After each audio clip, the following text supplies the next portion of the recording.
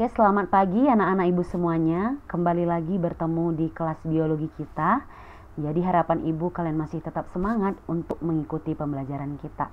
Nah, jadi hari ini kita sudah memasuki bab baru, yaitu tentang pencemaran lingkungan ya, yang ada di bab 4. Jadi silahkan kamu simak videonya dari awal sampai akhir, biar kamu paham tentang materi kita hari ini. Oke, nah untuk mengawali materi kita hari ini, nah jadi ibu mau bertanya nih, ya, pernah nggak kalian melihat secara nyata fenomena seperti yang ada pada gambar, ya? Nah jadi ibu harap, ibu rasa kalian pernah lihat ya, misalnya gambar yang pertama, yang ini, nah ini merupakan contoh dari pencemaran udara gitu ya, itu asap yang dikeluarkan dari pabrik. Nah kemudian gambar yang kedua ini adalah contoh dari pencemaran air ya, itu banyak di cemari sama sampah gitu ya. Nah jadi pencemaran itu apa gitu ya. Nah jadi pencemaran atau polusi lingkungan itu adalah masuknya bahan anorganik atau organik dan organisme ke dalam lingkungan sehingga mengganggu keseimbangan ekosistem. Nah artinya ada masuk zat pencemar atau polutan ke dalam suatu lingkungan, seperti itu ya. Oke, nah jadi penyebab pencemaran lingkungan ini ada dua jenis ya. Ada secara aktivitas manusia, ya. Yang kedua adalah faktor alam. Nah, aktivitas manusia berarti dibuat oleh manusia gitu. Nah, contoh penyebab pencemaran lingkungan yang dilakukan oleh manusia, contohnya yang pertama adalah penebangan hutan. Yang kedua ada kegiatan industri, yang ketiga ada kegiatan rumah tangga, kemudian penggunaan kendaraan bermotor, dan pembuangan sampah secara sembarangan. Nah, kemudian ada yang karena faktor alam, ya. Contohnya itu adalah gunung meletus gitu ya. Kemudian ada banjir, kemudian gempa bumi. Nah, contohnya kayak gunung meletus itu kan nanti dia mengeluarkan asap gitu ya. Nah, asap ini nanti yang bisa menyebabkan pencemaran udara. Oke. Oke, kita lanjut.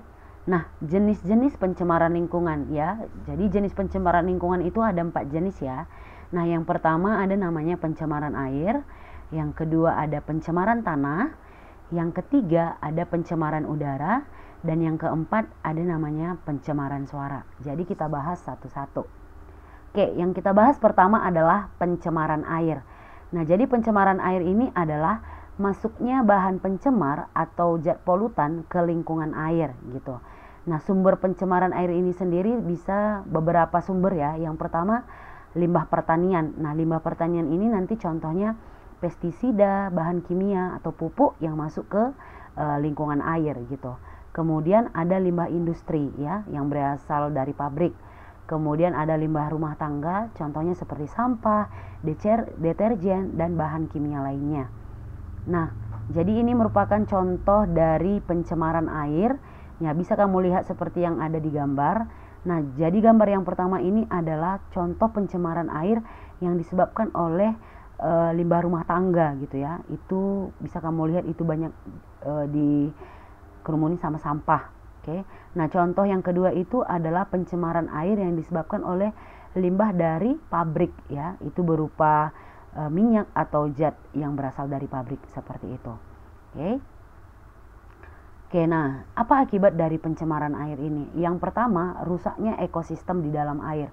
Nah, artinya nanti kan ada masuk zat-zat kimia ya, masuk ke dalam lingkungan air, otomatis itu nanti yang menghambat pertumbuhan dari makhluk hidup yang ada di air. Nah, contohnya seperti ikan ya, ikan atau tumbuhan. Nah, ketika dia nanti mengandung atau terkena zat kimia ini yang berasal dari limbah-limbah ini, otomatis nanti akan terganggu pertumbuhannya sehingga nanti bisa menyebabkan ikan yang ada di lingkungan air itu mati ya. Oke. Kemudian zat kimia yang nanti masuk ke dalam air itu bisa menghambat terjadinya fotosintesis pada tumbuhan. Nah, artinya nanti tumbuhan air tidak bisa melakukan fotosintesis, otomatis nanti dia mati kayak gitu ya. Jadi itu dampak yang pertama. Yang kedua, air tak layak dikonsumsi. Nah, jadi indikator air yang bisa dikonsumsi itu adalah dia tidak berbau, tidak berasa, ya, dan tidak berwarna. Nah, jadi kalau misalnya air itu sudah terkontaminasi sama yang namanya zat atau limbah, nah jadi dia tidak layak lagi dikonsumsi, seperti itu. Kemudian menyebabkan penyakit, ya, karena kenapa? Air yang sudah terkontaminasi sama limbah otomatis itu bisa menyebabkan penyakit pada tubuh kita. Yang keempat, dampaknya itu adalah eutrofikasi.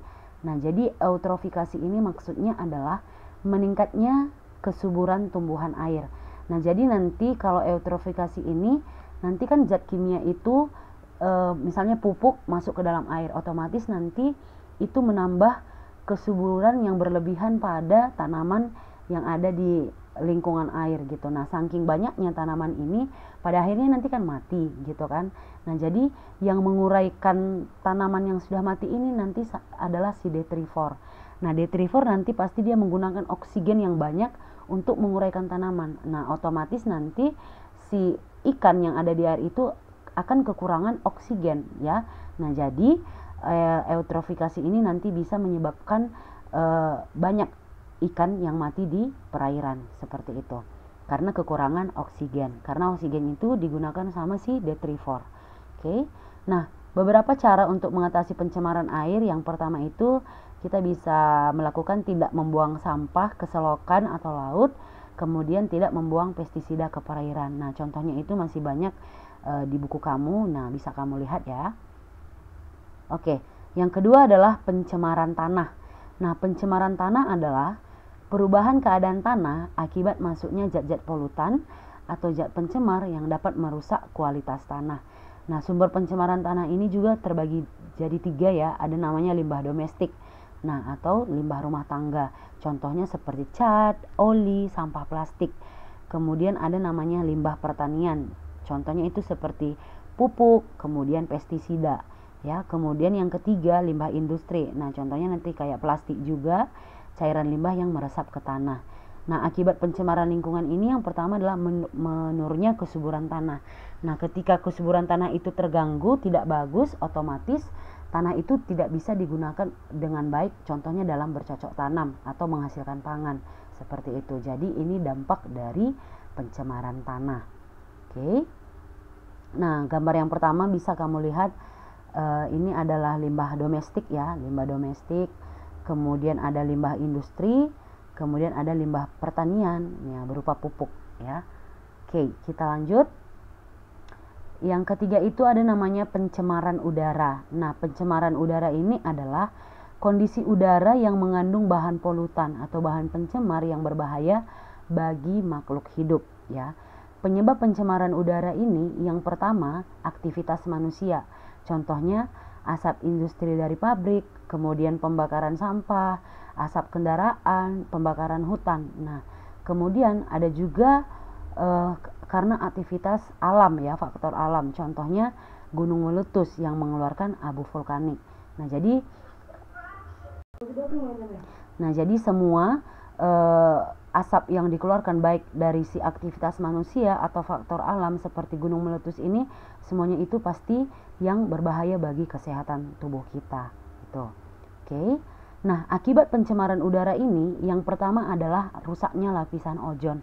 Nah, jadi lapisan ozon ini merupakan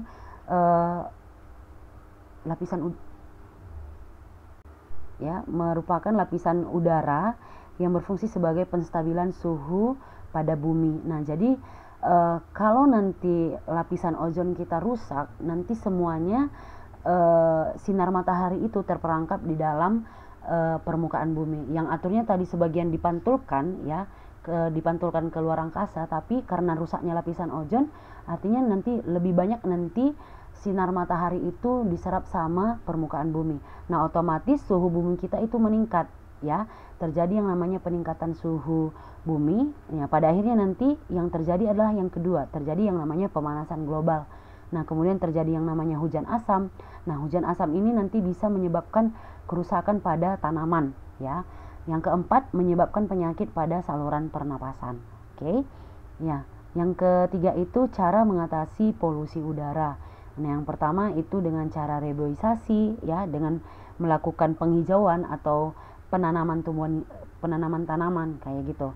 Kemudian dengan mencegah penebangan dan kebakaran hutan gitu ya. Oke. Nah, contoh yang pertama itu bisa kamu lihat ini merupakan contoh dari pencemaran udara akibat kendaraan bermotor. Kemudian yang kedua itu adalah pencemaran udara akibat asap yang dikeluarkan dari pabrik, ya. Oke. Yang terakhir kita bahas tentang pencemaran suara, ya. Pencemaran suara ini merupakan yang disebabkan adanya suara bising secara terus-menerus yang dapat mengganggu kesehatan manusia dan kenyamanan lingkungan, khususnya terjadi kerusakan pada telinga kita gitu ya. Nah, jadi penyebab pencemaran suara ini misalnya adalah suara mesin pabrik, mesin kendaraan, dan mesin pesawat. Nah, tapi ini penyebabnya ketika kalau kita dengarkan itu secara terus-menerus. Nah, jadi suara itu bisa dapat diukur dengan satuan desibel namanya atau dB. Nah, jadi suara yang tidak mengganggu kesehatan kita itu adalah sekitar 80 ke bawah. Nah, jadi kalau suara itu nanti di atas 80 dB, nah itu yang nanti akan mengganggu kesehatan manusia. Nah, contohnya seperti yang di slide. Nah, orang ribut itu biasanya itu mengeluarkan suara sekitar 80 dB.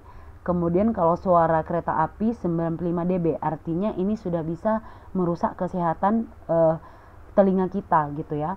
Kemudian mesin motor 104 dB, kemudian suara petir itu 120 dB. Nah, jadi kemudian ada upaya untuk mengatasi pencemaran suara. Nah, yang pertama, membuat dinding kedap suara, ya. Yang kedua, tidak menyetel suara TV, tape dengan suara yang terlalu keras, ya.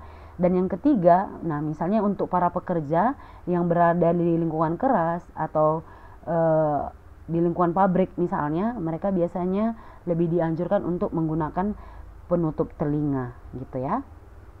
Nah, jadi sekian untuk pembahasan kita hari ini mengenai pencemaran lingkungan. Nah, jadi kalau misalnya ada anak-anak ibu yang kurang paham tentang materi kita hari ini, bisa kalian tanya di kolom komentar di Google Classroom kita. Oke, tetap semangat untuk anak ibu semuanya. Salam sehat, sekian dan terima kasih.